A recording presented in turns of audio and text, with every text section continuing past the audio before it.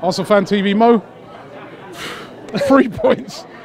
I don't know. You know what? It's like somebody said earlier. It was a game that, at first, I was like 2-0 up. I was like, oh yeah, man. Yeah. It's going to be one of those nice days. We'll score a hat full of goals. We're going to cruise it. And then all of a sudden, really sloppy mistake by Granit Xhaka. Yeah. They're back in the game. Great finish by Sigurdsson. Yeah. And then all of a sudden, from that moment onwards, even after Ozil scored, we're just on the back foot. Look, even the way you've introduced a question, Robbie, this isn't a simple case of, you know, good result, 3 points. There's more layers to this onion, you know, and there could have been even more, and it would have made us cry in the end. You know, it's a game, like, it's a day-to-day where you can either look at it two ways. Either it's a case of, look, we managed to get 3 points at home and we've gained 2 points on two of our rivals above us. We're now joint top, potentially joined by Liverpool if they beat United on Monday, and there's everything to play for.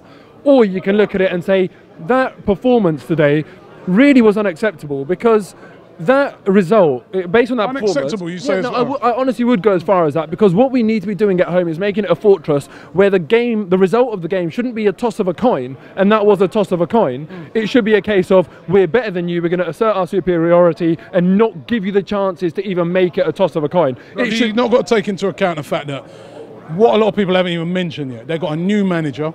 They're going to be really fired up. You know, the Bob Bradley guys come in, they're going to be really fired up, and they're confident coming in. They've got a great record here over the past few seasons. That is down to us, isn't it? That's our own fault. This stadium has not been a fortress for us since we've moved here, and we need to make it a fortress. And the reason it's not a fortress for us is because you've got to be clinical at the back as well as at the front. And we weren't. Our concentration wasn't good enough today.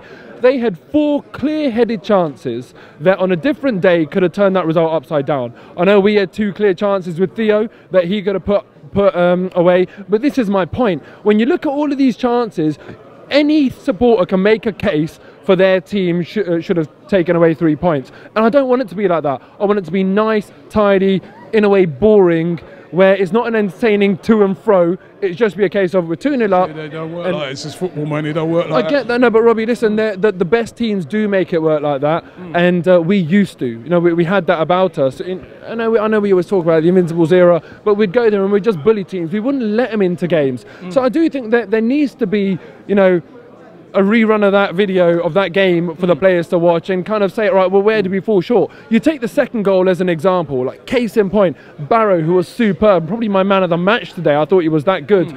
He had so much time to stop, look up, play a ball into the middle. No central defender had taken care of that striker, and there you go, 3-2. And that was very frustrating to me. They had way too many chances. Do you think some of that is to do with the fact, as again, international break, most of Swansea's players, they were there. I was reading, and they were saying that he had nearly the whole squad to work with building up to this game, whereas with Arsenal, practically every single player out there, apart from probably Santi, was on international duty. I mean, guys across the Iwobi in Nigeria, Alexis in Chile, you know. That, look, is definitely a factor, but there are always mitigating factors. You know, another one was a red card where we... Red card for you? Not at all. And I've just seen a replay. Someone's kindly shown me a replay of it.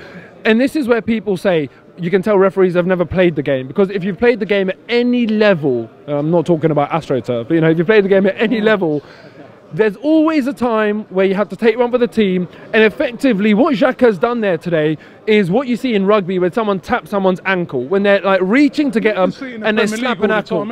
A player just clips a man's heels down. Exactly, and that's all it is. You know, he hasn't come in from behind, he hasn't hit him with his studs, he's coming from the side. He is obviously behind him, but he's reached around the side and just pushed one leg behind the other in order to trip the player up.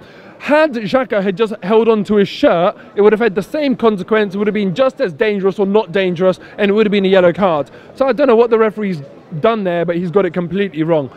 Another thing that really frustrated me today was the amount of offsides we had. It was so frustrating. It was almost like Adebayor was back playing for Arsenal. I mean, look, I'm sure they're all very, very close calls, but I'd be surprised if the line got every single one of them right, and it was very, very frustrating. But then you've got to learn from that as a player. You know, talk about in-game management.